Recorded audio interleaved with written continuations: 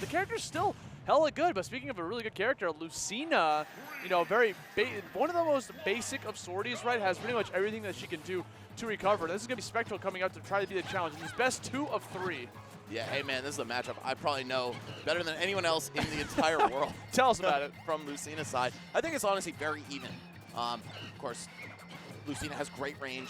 She has some really good stuff off stage against Diddy, whose recovery is normally very reliable. You can just tap him with weak up B or the first hit of your side B on the barrels, and then he's dead.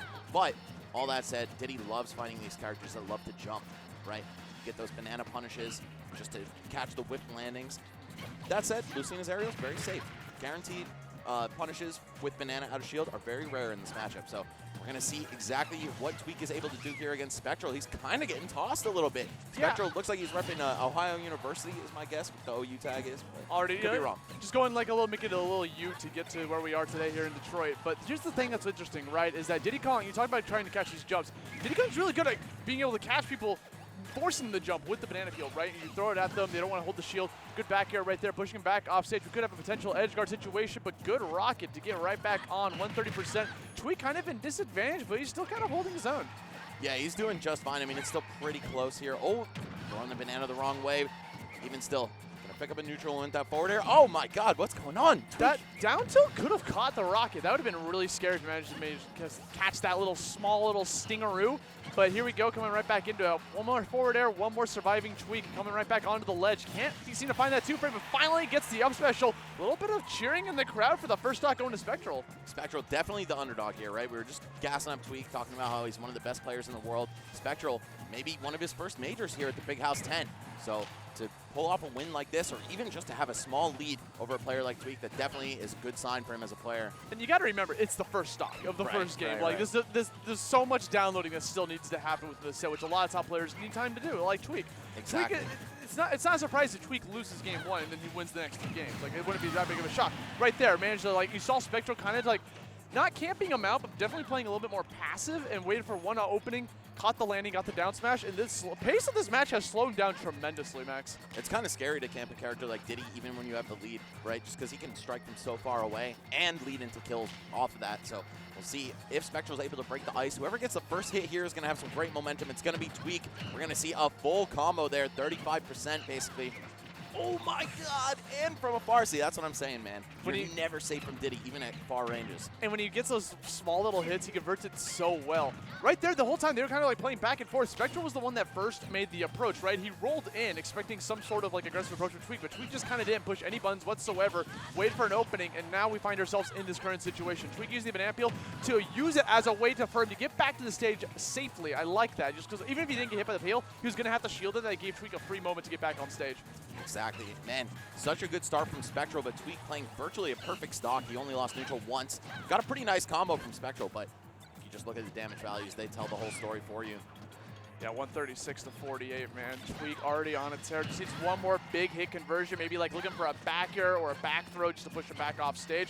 A banana peel into a down smash, down tilt into a forward air. Still not enough to get that stock. He's still sitting at 164%. Let's see if he can try this one more time. Throwing out a bunch of aerials. If there's anything Diddy Kong can do is he can throw his feet out there.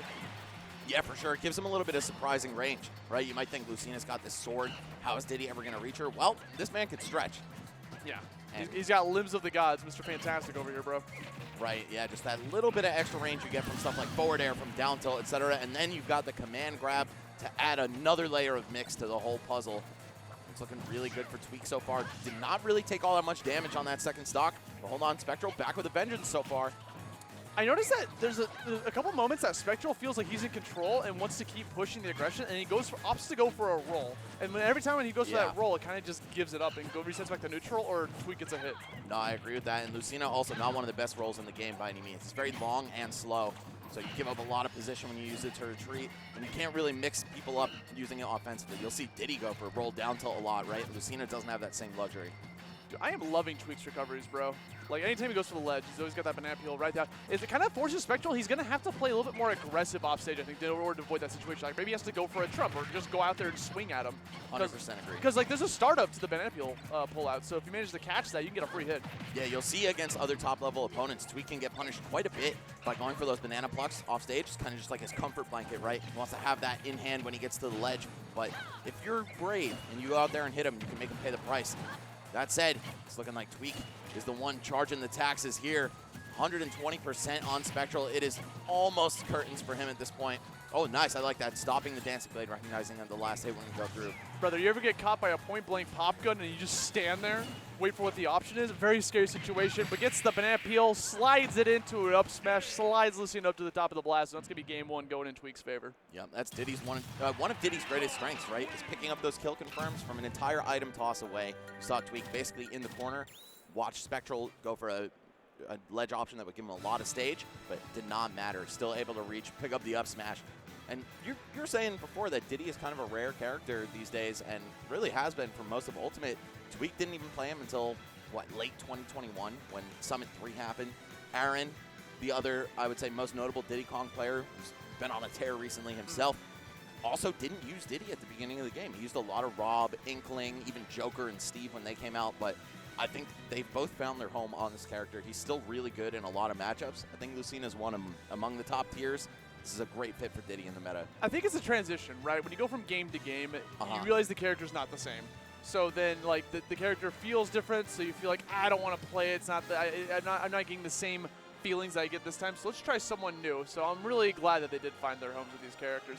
Aaron's very interesting pick that you talked about, like another Diddy coming back, right? Because Aaron's actually been messing with Splatoon lately.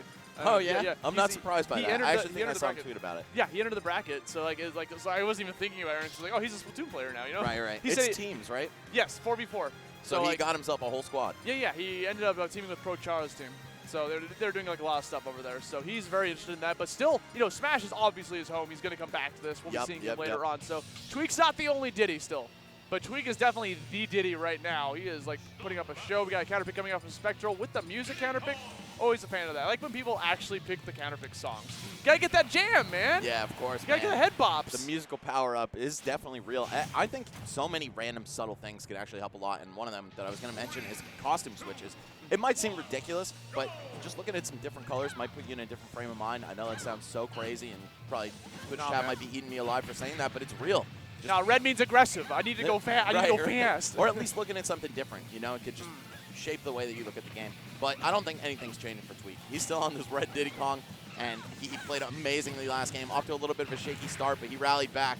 Let's see, Spectral, did you make any counter adaptations to Tweek's adaptations of you? I like that he's starting with the up air. Lucina's up air is such a great combo starter just for like getting anything you want going. It's kind of an awkward hitbox to land, but if you manage to do it, you can turn it into a lot of damage and conversion afterwards. Yup, the falling up air, I would say, is Lucina's juiciest combo starter. Totally agree. She gets it from her father, you know? I was going to say that too, man. You're a Crom boy, you know. Yup. All these sword characters, they love that low to the ground up air. You pretty much get anything you want off it, but it looks like he's not even able to find any combo opportunities. There we go. We're going to see the Z drop into back air. I don't feel comfortable calling that one an angel drop because there was no spike. Yeah, right? Like that's like the thing. But like literally what happened was that Tweek had him, Spectral had no jumps. Like he had to go for the up special. That was like checkmate. Tweek already knew what the plan was. Probably practiced that in the lab over and over and over again, showing his prowess with the character. Yep. Yeah, shout out to Angel, man. I think there's probably a 0% chance that guy's watching this broadcast. But I missed that, dude. When I was talking about knowing the matchup, it's from that guy. Honestly, like low-key a pioneer in the last game, and it carried over into this one. It definitely did, but good trade from Spectral. Managed to get a good exchange with the forward smash. Get rid of that rocket. So we got 2 stocks apiece here. Spectral's going to have to play a little bit more safe because he's potentially at death percent if Tweek can find like one good conversion off stage. We'll have to wait and see what happens. There's one thing I noticed that we don't see a lot from Tweek's Diddy Kong that I like to see from other Diddies is like the nonsense rockets, you know? Right. Like where you just charge up randomly on stage and hope to get hit so the rocket like comes back and splats you, you know? Yeah, Tweek is honestly really good at using the barrels offensively too, right? If you watch his set with, I forget what Steve it was, but against Steve particularly, he's really good at just crashing into the blocks and using the barrels as the actual offensive option. But so far, kind of the same story as last game. Not the furthest lead for Spectral to chase, but Tweek just coming alive as the match goes on. There we go. Frame 5 out of shield punish without up smash. So dangerous against pretty much every move that touches your shield. Yeah, I like the spacing from Spectral because he was trying to like make that sword swing from the forward area from the tipper as much as possible, but Tweek like edged forward ever so slightly to mess up the spacing so he could get that punish. Very good micro spacing coming out from Tweek.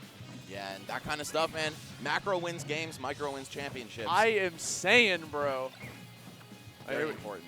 Now he got the banana peel back in hand. Good parry. Okay, the double jump. This is big. If he can get this rocket, he needs to capitalize on those rockets.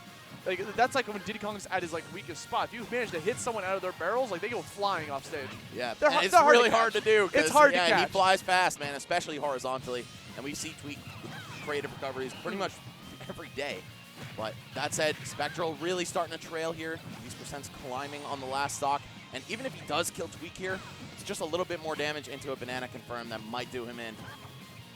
I like Spectral's play style, though, man. He's definitely clean with the corner pressure. Anytime that Spectral has Tweek off stage, I feel like he's like really, he's not caring about the edge guard, he's caring about the ledge trap. I like that adaptation, by the way. He jumped away to avoid that the banana peel to keep up the pressure. I like the adaptation. Hopefully it doesn't come a little bit too late. Seeing out 15% on his final stock of this potential last game. He's off stage, 132. Tweek off stage with the banana peel. Can he finish this off with the peanut? Cannot find its mark. He's going to live to fight another day. One more forward air, go off stage. He's going to do it. Goes for the bait, can't get the back air. It's so quick. Yeah, dude. Regrab? It's a lot tougher to edge guard that than it appears. That's for sure. And yeah, Tweek taking the high road this time. Once again, those creative recoveries, that's what's made him able to go so far with this character. Yes, just throwing the rocket right into the middle of the stage. Now Tweek, one back air, one grab, one down tilt away from sealing the set, moving on into the top 196. Nice turnaround grab, so Spectral still in this fight, 153% on his last stock. He is fuming. If he can get some nice conversions here, this could potentially be something. Bro, the one hit of side B, I feel like that was high-key intentional right there, and the way he backed off, knowing that he had to go for a reset. Okay, down throw, yeah, a little too much rage for that combo. Still, though, Spectral very much alive in this game. If you just clutch up and play perfectly, you're looking at a game 3. But very unfortunate. Yeah, pretty much every ground poke in the game is going to get punished by banana out of shield.